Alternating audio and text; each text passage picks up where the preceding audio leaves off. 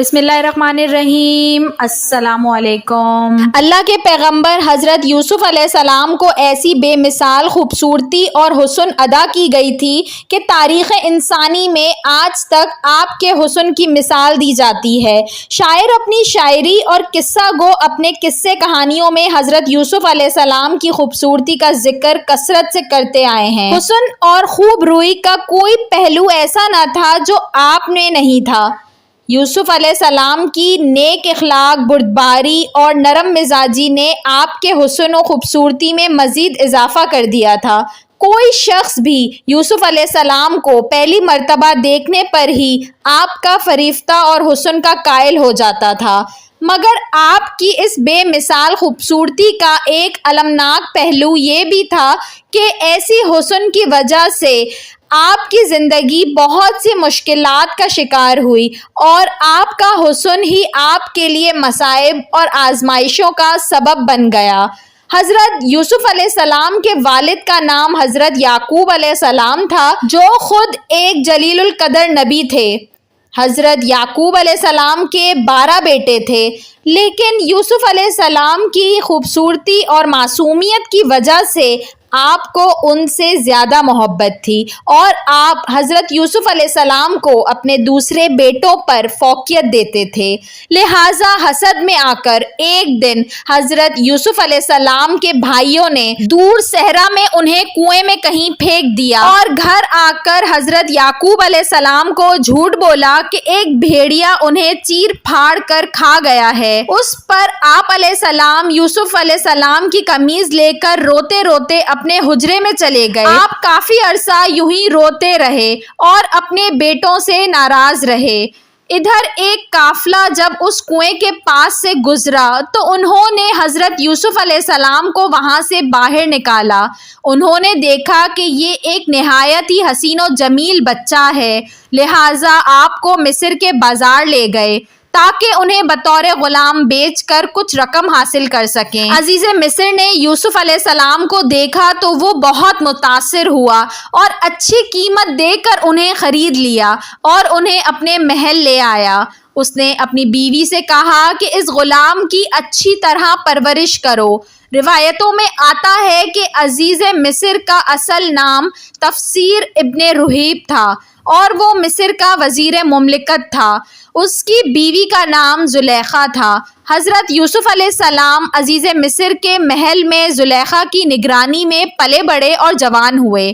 جب آپ پر عالم شباب آیا تو خوبصورتی اور حسن میں مزید اضافہ ہو گیا۔ عالم یہ تھا کہ جو کوئی بھی آپ کے پرنور اور روشن چہرے کی طرف دیکھتا تھا تو اس پر سے نظر ہٹانا مشکل ہو جاتا تھا۔ ایک حدیث میں رسول اللہ صلی اللہ علیہ وآلہ وسلم نے فرمایا کہ جب دنیا بنی تو حسن کے 3 حصے کیے گئے، جن میں ایک حصہ حضرت یوسف علیہ السلام کو دیا گیا، دوسرا حصہ ان کی والدہ کو اور تیسرا حصہ پوری دنیا میں تقسیم کیا گیا۔ زلیخا حضرت یوسف علیہ السلام کی خوبصورتی اور اس کے ساتھ دیانتداری، پاکیزگی اور سچائی سے بھی بہت متاثر تھی، لیکن ابھی اللہ کو یوسف علیہ السلام کو مزید امتحانات سے گزارنا تھا۔ وقت کے ساتھ عزیز مصر کی بیوی زلیخا یوسف علیہ السلام کے حسن سے مرعوب ہو کر آپ کے عشق میں مبتلا ہو گئی۔ ایک روز زلیخا نے حضرت یوسف علیہ السلام کو اپنی خوابگاہ میں بلایا اور دروازہ بند کر کے اپنی حرام خواہش کا اظہار کیا۔ حضرت یوسف علیہ السلام نے اللہ کا نام لیا اور خوف کھاتے ہوئے دروازے کی جانب بھاگے۔ انہیں پکڑنے کے لیے زلیخا ان کے پیچھے دوڑی اور ان کی قمیض کا پچھلا دامن ان کے ہاتھ میں آ گیا، جسے اس نے اپنی طرف کھینچا تو وہ پھٹ گیا۔ حضرت یوسف علیہ السلام باہر نکلے تو سامنے عزیز مصر کھڑا تھا۔ پیچھے سے زلیخا بھی باہر آ گئی۔ اس نے دروازے پر شوہر کو کھڑا دیکھا تو معصوم بن گئی اور یوسف علیہ السلام پر الزام لگاتے ہوئے کہا، یوسف میرے ساتھ غلط ارادہ رکھتا ہے، لہٰذا اسے سخت سزا دیا جائے۔ جب عزیز مصر نے یوسف علیہ السلام کی قمیض کو دیکھا تو پیچھے سے پھٹا ہوا تھا، جو اس بات کی دلیل تھی کہ یوسف علیہ السلام سچے ہیں اور زلیخا کا ارادہ غلط تھا۔ وہیں اللہ کی طرف سے ایک اور معجزہ معجزہ سرزد ہو گیا اور محل میں موجود ایک دودھ پیتا شیر خوار بچہ اللہ کے حکم سے بول اٹھا اور اس نے گواہی دی کہ یوسف علیہ السلام پاک دامن اور سچے ہیں۔ یوں عزیز مصر کے سامنے سچائی واضح ہو گئی، لیکن اپنی بیوی کی بدنامی کی خاطر وہ خاموش ہو گیا اور بات کو رفع دفع کیا۔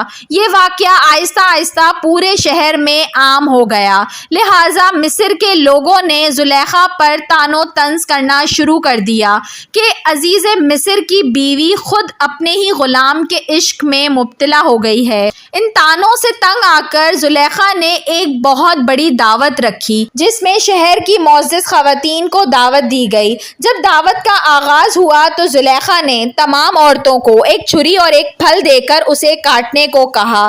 جب وہ عورتیں پھل کاٹنے لگیں تو عین اسی وقت زلیخا کے حکم سے یوسف علیہ السلام کو بلایا گیا۔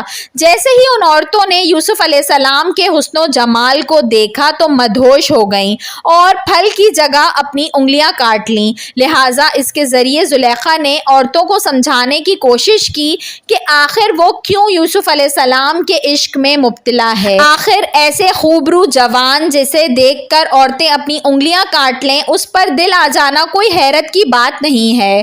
اس واقعے کے بعد ہر دن مصر کی کوئی نہ کوئی عورت یوسف علیہ السلام سے رابطے کی درخواست کرتی تھی، لہٰذا آپ علیہ السلام نے اللہ سے دعا کی کہ ان سے نجات مل جائے۔ آخر کار زلیخا کے لاکھ اصرار کرنے پر بھی یوسف علیہ السلام اس کی طرف مائل نہ ہوئے اور اس کی خواہش کو رد کرتے رہے۔ یوں عزیز مصر اور زلیخا کے حکم سے آپ کو زندان میں قید کر دیا گیا۔ یوسف علیہ السلام کی اس دعا کا ذکر اللہ نے قرآن مجید میں بھی کیا ہے۔ یوسف علیہ السلام نے کہا، اے میرے پروردگار، جس کام کی طرف وہ مجھے بلا رہی ہے اس سے بہتر تو قید خانہ ہے۔ آپ علیہ السلام تقریباً 10 برس جیل میں قید رہے۔ مصر کے بادشاہ نے آپ کو کس طرح آزاد کر دیا، آپ عزیز مصر کیسے بنے اور آپ علیہ السلام اپنے والد اور بھائیوں سے کیسے ملے، اس واقعے کا ذکر میں کسی اور ویڈیو میں ضرور کروں گی انشاءاللہ۔ فی الحال اس واقعے میں یہ پیغام ہے کہ اللہ کے نبی یوسف علیہ السلام نے گناہ اور اللہ کی نافرمانی سے بچنے کے لیے کتنی مشکلات کا سامنا کیا اور قید و بند کی مصیبتیں جھیلیں۔